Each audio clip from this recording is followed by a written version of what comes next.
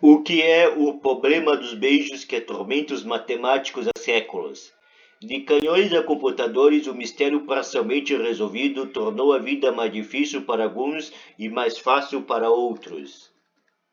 Walter tinha uma dúvida sobre suas balas de canhão, fotos de imagens via BBC. Tudo começou no século XVI com o famoso explorador ou pirata, dependendo do seu ponto de vista, o Walter Raleigh, mas ele não era matemático nem pelo que sabemos tinha problemas com beijos. O que ele tinha eram balas de canhão e uma pergunta: qual era a maneira mais eficaz de empilhá-las para minimizar ao máximo o espaço que ocupava em suas embarcações? Era um problema matemático, e na matemática essas balas são esferas e beijo, ou ósculo, pode ser uma forma de chamar os pontos em que uma esfera toca a outra.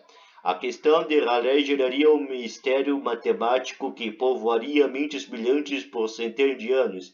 Ele fez a pergunta ao seu consultor científico em uma viagem à América em 1585, o ilustre matemático Thomas Ariotti, que deu a ele uma solução. A melhor maneira de armazenar suas balas de canhão era organizá-las em forma de pirâmide.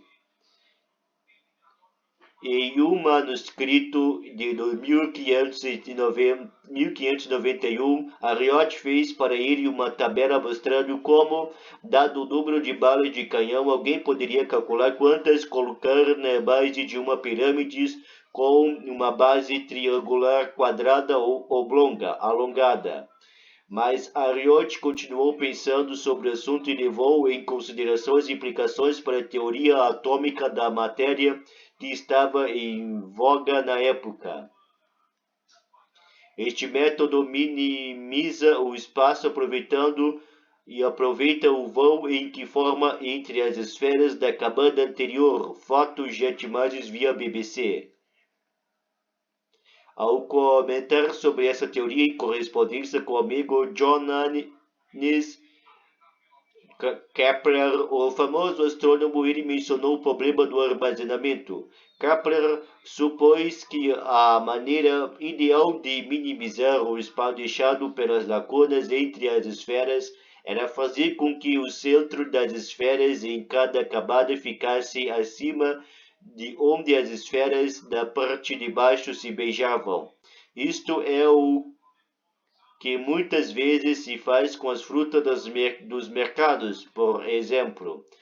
Essa forma, que parece tão intuitiva ou óbvia, se revelou extremamente difícil de provar matematicamente, embora muitos tenham tentado, incluindo Johann Carl Friedrich Gauss, o príncipe da matemática. A mesma só foi comprovada quase 4 séculos depois, em 1998, com o trabalho de Thomas Rallis, da Universidade de Michigan, nos Estados Unidos, e o poder de um computador.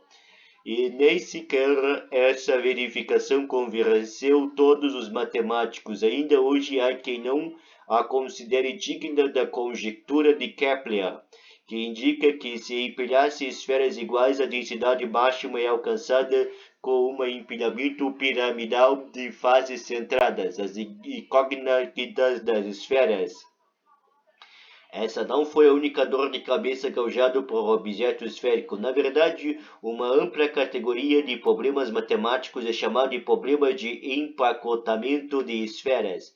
Resolvê-las serviu para desde explorar a estrutura dos cristais até otimizar os sinais enviados por celulares, sondas espaciais e internet, e assim como Raleigh com suas balas de canhão, as indústrias de logística de matérias-primas e muitas outras dependem fortemente de métodos de otimização fornecidos pela matemática. Matemáticos descobriram, por exemplo, que esferas empilhadas aleatoriamente tendem a ocupar qualquer espaço com uma densidade de aproximadamente 64%. Mas se você colocá-las cuidadosamente em ordem de maneira específica, pode chegar a 74%. Imagem de esferas, fotos de imagens via BBC. Esse 10% representa uma economia não apenas nos custos de transporte, mas também nos danos ao meio ambiente. Mas aplicações práticas como essa requerem provas matemáticas e o empacotamento de esfera trouxe incógnitas particularmente difíceis, assim como a conjectura de Kepler. Uma delas surgiu de uma conversa entre Isaac Newton, um dos maiores cientistas de todos os tempos, e David Gregory, o maior professor universitário a ensinar a teoria de pontas de Newton. Era um problema de número de beijos, mas o que são? Imagine que você tem vários círculos de papelão do mesmo tamanho e deseja colocá-los em um quadro ao redor de um deles. O número de beijos é igual ao número máximo de círculos que você consegue colocar beijando ou tocando no central. Simples assim. Acontece que os matemáticos mostraram que no máximo 6 círculos pode ser colocado em torno do inicial, então o número de beijos é 6. Agora imagine que em vez de círculos de papelão você tem bolas de borracha todas do mesmo tamanho. Novamente a pergunta é, qual é o número máximo de bolas que você pode colocar ao redor de uma no centro? Ao adicionar uma terceira dimensão, volume, a questão de especificar o número de beijos se tornou mais complicado, e foram necessários 2 séculos e meio para descomplicá-lo. Cada estrela é um beijo. A questão começou com aquela famosa discussão entre Newton e Gregory, ocorrendo em 1694 no campus da Universidade de Cambridge, no Reino Unido. Newton já tinha 51 anos. A Gregory fez uma visita de vários dias, durante a qual conversaram sem parar sobre ciência.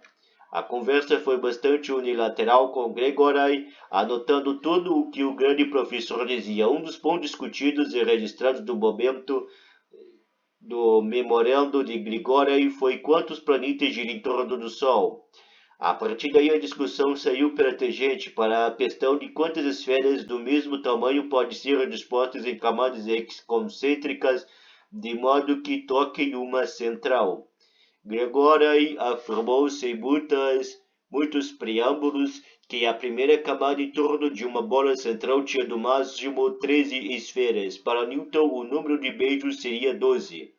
Gregory e Newton nunca chegaram a um acordo e nunca souberam qual era a resposta certa. Hoje em dia, o fato de que o maior número de esferas que pode beijar uma central é comumente chamado de número de Newton revela quem estava certo. O debate só parou em 1953, quando o matemático alemão Kurt Schwitter e o holandês B. L. van der Waerden mostraram que o número de beijos em 3 dimensões era 12 e apenas 12. A questão era importante porque um grupo de esferas empacotadas terá um número médio de beijos, o que ajuda a descrever matematicamente a situação, mas há questões não resolvidas. Milhares de beijos, além da dimensão 1, intervalos, 2 círculos e 3 esferas. O problema do beijo está quase sem resolução. Há apenas 2 outros casos em que esse número de beijos é conhecido. Em 2016, a matemática ucraniana Marina Vyazovska estabeleceu que o número de beijos da dimensão 8 é 240, a dimensão 24 é 196.560. Para outras dimensões, os matemáticos foram reduzindo lentamente as possibilidades a faixas estreitas. Para dimensões maiores de que 24 ou uma teoria geral, o problema está em aberto. Há vários obstáculos para uma solução completa, incluindo limitações computacionais, mas a expectativa é de que haja um avanço importante nesse problema nos próximos anos. De que adianta, no entanto, empacotar esferas de dimensão 8, por exemplo? O topólogo algébrico Jaume Aguadé respondeu a essa pergunta em um artigo de 1991 intitulado 100 anos de E8. É usado para chamadas telefônicas, ouvir Mozart em um CD, enviar um fax, assistir televisão via satélite, conectar-se por meio de um modem ou a uma rede de computadores. Serve para todos os processos em que é necessária a transmissão eficiente de informações digitais. A teoria da informação nos ensina que os códigos de transmissão de sinais são mais confiáveis em dimensões maiores. O retículo de E8 com sua simetria surpreendente